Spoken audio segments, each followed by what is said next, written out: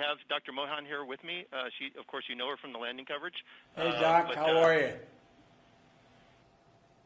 I'm doing very well, Mr. President. I just Thank want you you to know. for taking the time to speak with us. Are you kidding me? What an honor this is. This is an incredible honor. And it's amazing. Indian of descent Americans are taking over the country.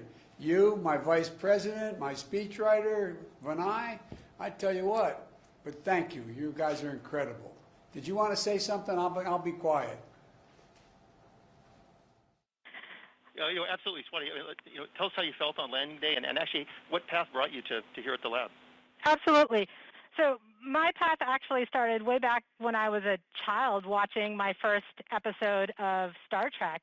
In addition to those fantastical scenes of space, what really captured my attention was this really close-knit team who was working together, manipulating this technological marvel with the sole purpose of exploring space and understanding new things and seeking new life. Perseverance is my first mission at JPL, where I've gotten to work from the very beginning of formulation all the way through operations.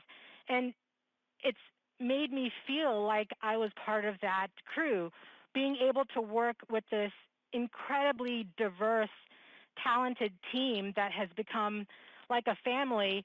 Spending years creating our own technological marvel has been a privilege. Those last days and weeks leading up to landing day, it was pretty smooth, but we were all still really nervous and frankly terrified until we got through those final 7 minutes.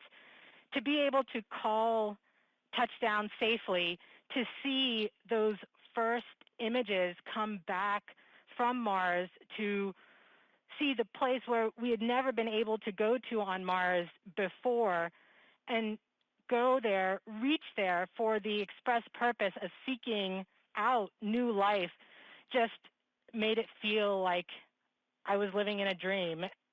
Now that that tremendous relief has passed for the team of being able to be there safely, all that's left is the excitement and the thrill of all the scientific discoveries that are yet to come of what Perseverance can actually find, and hopefully find those signs of past life on Mars. Well, I tell you what, you said you feel like you're living a dream. You've created a dream for millions and millions of young kids, young Americans. You talk about STEM.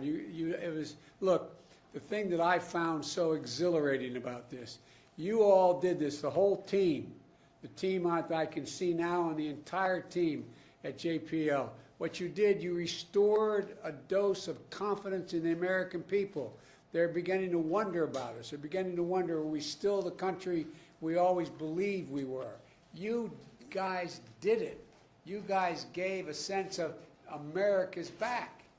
It's astounding what you did. You should not underestimate it. You should not underestimate it. You did it the most American way. You believed in science. You believed in hard work, and you believed there wasn't a darn thing you couldn't do if you put your minds together. One of the reasons why we're such an incredible country is we're such a diverse country. We bring the best out of every single solitary culture in the world, here in the United States of America. And we give people an opportunity to let their dreams run forward.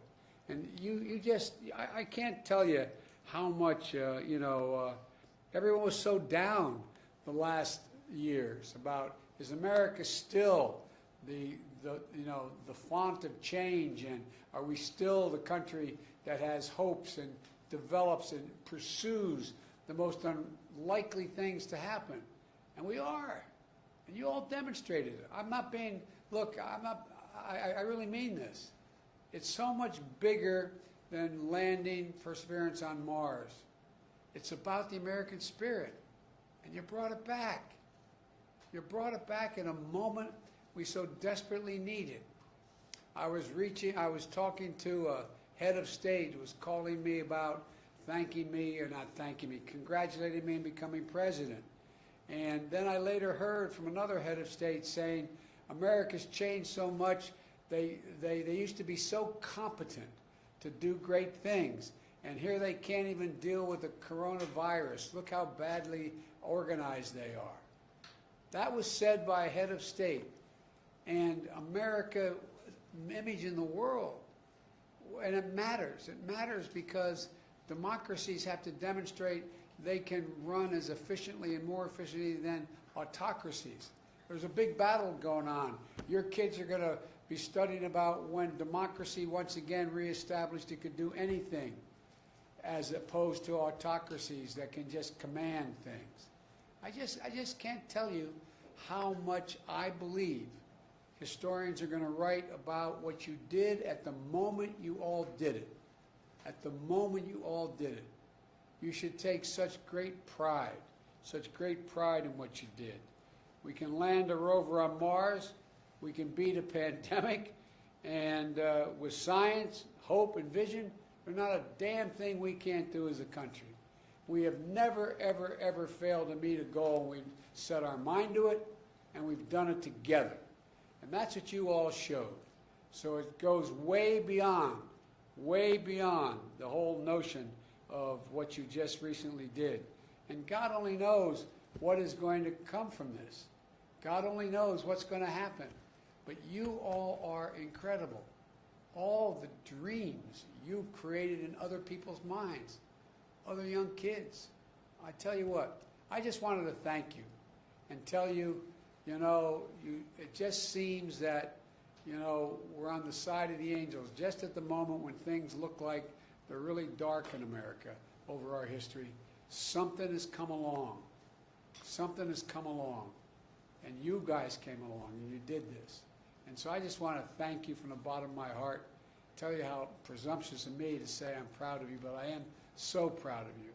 And Mike, the teamwork that still exists there, the importance of it, the consequence of what you're doing, and it's only just a start. I had a group of folks in my office not too long ago, House and Senate members, House members, Democrats and Republicans, talking about infrastructure. And I have in the shelf in my Oval Office a moon rock. And they walked over and said, "This is actually a moon rock from the moon?" And I jokingly said, "You ain't seen nothing yet. Wait till you see what comes home from Mars." So anyway, folks, thank you, thank you, thank you, thank you. You're great Americans, and you demonstrated again there's not a thing we cannot do when we set our mind to it. Well, God bless you all. Thank you. Thanks, Mike. Thank you very, very much, Mr. President. And by the way, I'm like a poor relative, Mike. When I'm invited, I show up. So be careful. The poor relatives, they show up. We will. They stay longer than they're supposed to. I'm one of those kind of guys. We will be more than happy to have you. To stay as long as you want. I'm looking forward to seeing y'all in person. We'll get you an office here. Thank you. Thank you. Appreciate it. Bye-bye. Godspeed. Thank you, sir.